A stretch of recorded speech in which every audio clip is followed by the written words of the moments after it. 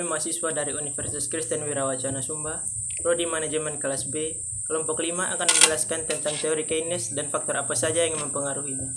Sebelum masuk kepada pembahasan, saya akan memperkenalkan diri saya. Saya Alessandro Jovan Kamardovawila sebagai moderator, dan di sebelah saya Fantri Astria Gulwola. Saya Jovan Putra Emanuel. Erniati Rambukai Talapir. Pertama-tama saya akan menjelaskan tentang teori Keynes. Teori Keynes adalah teori yang menyatakan bahwa pengeluaran konsumsi tergantung pada besarnya pendapatan, di mana konsumsi cenderung lebih kecil daripada pendapatan. Seseorang bisa melakukan tambahan konsumsi dalam jumlah besar jika pendapatannya besar juga. Mari kita perhatikan mengenai teori Keynes ini ke dalam kondisi perekonomian negara Indonesia, dalam hal ini pendapatan per kapita.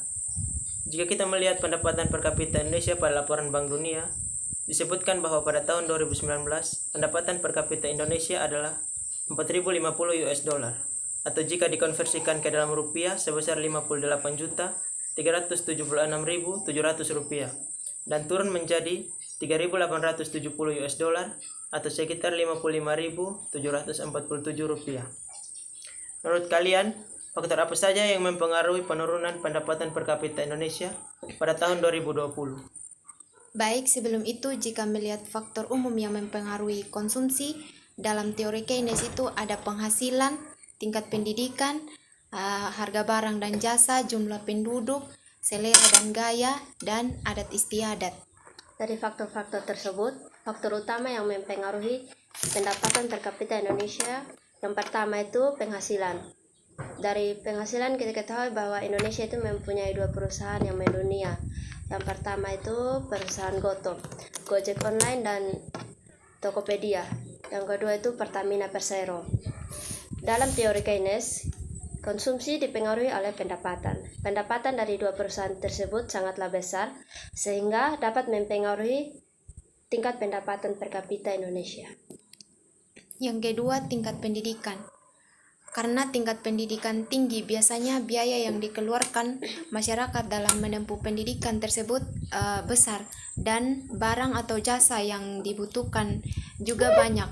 Kedua poin ini membuat masyarakat mengeluarkan biaya yang banyak, sehingga pemerintah pun akan memfasilitasi pendidikan untuk masyarakat. Hal ini akan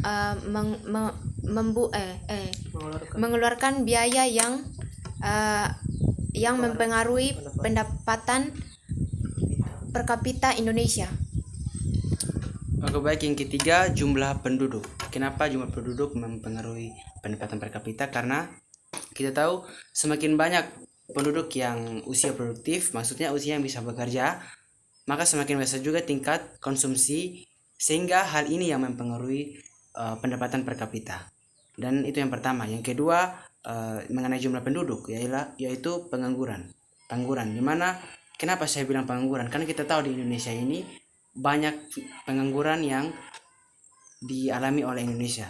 Hal ini sangat-sangat mempengaruhi pendapatan per kapita, karena yang seharusnya pengangguran tersebut bisa bekerja, menghasilkan dan menaikkan pendapatan per kapita, tapi malah dia menganggur. Itu karena SDM-nya kurang.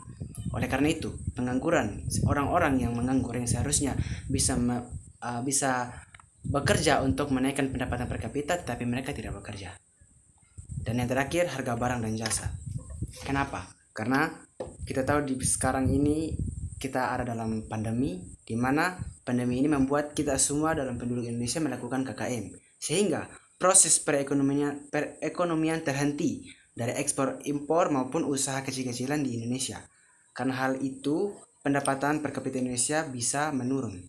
Dalam hal ini, pendapatan per kapita yang seharusnya bisa kita naikkan dengan cara mengekspor barang dari Indonesia, barang-barang dari Indonesia, dari rempah-rempah atau apapun itu ke negara luar, sehingga kita dapat mendapatkan input biaya, itu tidak terjadi karena seperti yang saya bilang tadi, adanya KKM dari wabah virus corona.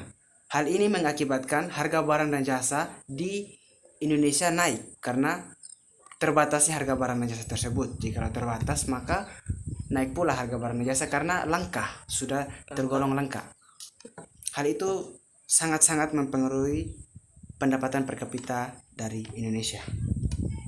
Itu penjelasan dari kami. Gimana moderator? Bisa disimpulkan dari diskusi kita ini bahwa teori konsumsi Keynes ini memiliki keterkaitan dengan pendapatan per kapita Indonesia. Ya. Hal ini dapat dilihat dari faktor-faktornya dia. Yang umum itu teori Keynes yang mempengaruhi pendapatan per kapita, seperti penghasilan, tingkat pendidikan tadi, jumlah penduduk, dan harga barang itu atau jasa. Ya. Sekian hasil diskusi dari kelompok kami. Semoga hasil diskusi kami dapat dimengerti. Sekian dan terima kasih. Thank you. Sudah.